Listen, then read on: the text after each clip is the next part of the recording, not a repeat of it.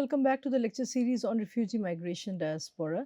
So, today we are going to discuss South Asian women in multicultural society, and we will discuss this in the light of the three incidents that point to the white world's or the white society's discrimination and racist treatment of the colored populace, especially the South Asian population. We will bring into our discussion the Grunwick dispute and then the Gate Gourmet dispute alongside the Komagata Maru incident, which we have been discussing from our previous lecture. So, the Komagata Maru incident is one of the earliest incidents where the families and the spouses of immigrants who migrate as chain migrants had faced dire situations on and after the arrival in the host nations. So they felt that they were unwelcome. The spouses of the workers, mostly women, would struggle with marginalization based on gender, race, as well as their caste and class. But due to agency and resources, their narratives mostly remained unheard till a long time. So, till recently, we do not get to know about the particular, precarity, the particular jeopardy and vulnerability that the spouses of the migrants faced. They were marginalized in several terms, owing to several factors, owing to their gender, owing to their race, their skin color, their ethnicity, and definitely because of their immigrant status, right? And so Komagata Maru incident becomes a beginning point in this discussion where this racist treatment was meted out by the white world. Especially, we are talking here about the Canadian government, right? That one did not want the South Asians to enter Canada and become a potential contender in terms of access to resources, access to rights, and a political agency. So, however, in this regard, critic and scholar Harshita S.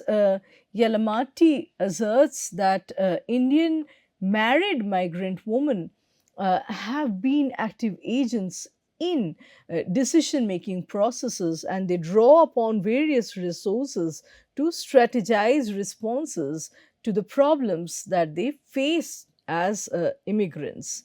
And this is evident in their action against the discriminatory attitude that would be meted out by their employers. And here we would bring to discussion a specific incident, a specific chapter in history known as the Grunwick dispute, where the employers in the UK, the employers in the United Kingdom would treat these women, the migrant women, in a discriminatory fashion. So, Grunwick dispute goes back to 1976, and then we had the Gate Gourmet dispute a few decades later at the turn of the century in the year 2005. So, these two disputes, namely the Grunwick dispute of 1976 and the Gate Gourmet dispute of 2005, had brought up, discussions, had brought to the fore discussions on transnational feminism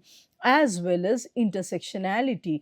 We saw both these things, transnational feminism and intersectionality, at interplay in these two incidents. So, the Grunwick dispute had started on 20th August 1976 at Grunwick, which is a photo processing laboratory, when a number of workers, small group of workers led by a woman, an Indian woman named Jayaben Desai, walked out in protest against the poor, substandard working conditions and management's discriminatory treatment towards them. Women of South Asian origin formed the majority of these strikers, whose families had migrated to East Africa, specifically to countries like Kenya, Tanzania, Uganda, and so forth. And they had established themselves in business and professional roles during the British colonial rule. After these colonies gained independence in the 1970s, new governments adopted policies which discriminated against the Asian migrants. For instance, the Ugandan dictator Idi Amin's order of expulsion of the Asians from Uganda in the year 1972 had forced many people from Uganda, many Asians from Uganda, to leave their homes. So, this actually becomes a case of double displacement, right? Where in the first place, this section of Asians, had traveled to East Africa for settlement, but owing to the political policies, the leadership that marginalized them in the current society, they had to further leave or emigrate from Uganda, and they had moved to the UK, right? And in UK too, they were facing a lot of discriminatory policies, especially in terms of working conditions and in terms of the management's policy. Although these migrants were eligible to reside in the UK with their British citizenship and passport under the British Nationality Act of 1948, when most of them chose to embark on a new life in England, they faced a hostile attitude from the unwelcoming post war London society, which was particularly skeptic about the coloured population, right? Especially a population that is coming from South Asia. So, however, these migrants were considered as hardworking and generally docile, and they were sought after by the factory owners like Grunwick due to their powerless position in the new society. Previously, these women worked in teaching and administrative jobs, serving the roles of secretaries, typists, and so on. However, as migrants, these jobs were not accessible to them anymore. Hence, they accepted low paid and manual work in the UK. So, this was also a shift, with their double displacement from East Africa further to UK. They were shifting from, white collar jobs to the proletarian blue collar jobs. So, that was kind of a demotion, a fall for them. But they had accepted this kind of a changed condition, and they were willing to work. However, the working conditions became impossible, and that's when they came out for protests, right? However, the working conditions became impossible and worse, so they had to come out protesting against their managing system. The Grunwick film processing factory recruited a large number of Indian women who had migrated from East Africa and accepted the low status and low pay jobs. However, these women were not willing to accept the degrading treatment that came along with the low pay. Outraged by the poor working conditions, the forerunner of this movement, who spearheaded the whole, protest, Jayaben, as well as her co-workers, demanded the right to join a union. However, their employer adamantly refused unions in his factory. Their fight for fair treatment spanned over 2 years, gathering national attention and support from other unions and the general public. Despite ultimately losing the strike and being dismissed without securing union rights at Grunwick, the women's tenacity left a lasting mark. So, the Grunwick dispute is recognized as a pivotal moment in British history, which marked a shift in trade union recognition of women's and minority workers' rights, placing them on equal footing with white working class men. So, apart from the Grunwick dispute, another significant dispute which occurred on 10th of August 2005 is known as the Gate Gourmet dispute, when the workers of Gate Gourmet, an in flight meal delivery company, came back from a tea break only to find other workers doing their jobs. The company had secretly planned, connived and colluded to provoke the workforce, and they created a pretext for mass dismissal of the existing workers without any prior notification or consultation. Despite the workers' protests and union involvement, the company proceeded to fire over 700 employees. This incident exposed the company's callous disregard for its workforce and highlighted the vulnerability of migrant workers.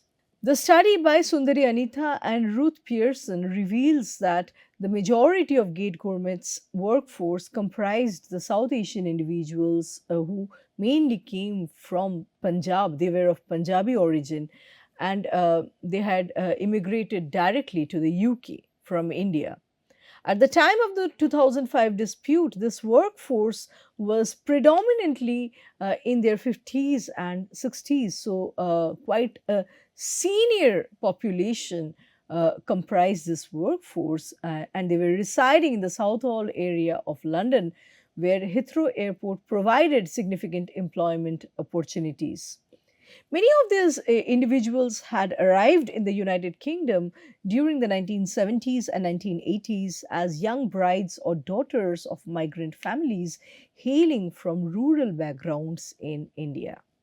While they had completed their secondary education, these migrant women's lack of English language skills limited their employment options. Consequently, they were forced to settle for low skill, low paying jobs with limited prospects for advancement. These women frequently sought employment opportunities with improved remuneration and working conditions, turning to trade unions for support in safeguarding their rights and entitlements. Throughout their adult lives, they were engaged in both full time employment as well as domestic duties, including cleaning, childcare, and cooking. On being employed by the Gate Gourmet Company, the managers began to make changes to the terms and conditions in the workers' employment contracts, which included, less sick pay, less money for working overtime, as well as less time for breaks, and an overall disadvantageous situation for the workers. So the situation became more and more disadvantageous for the working class section.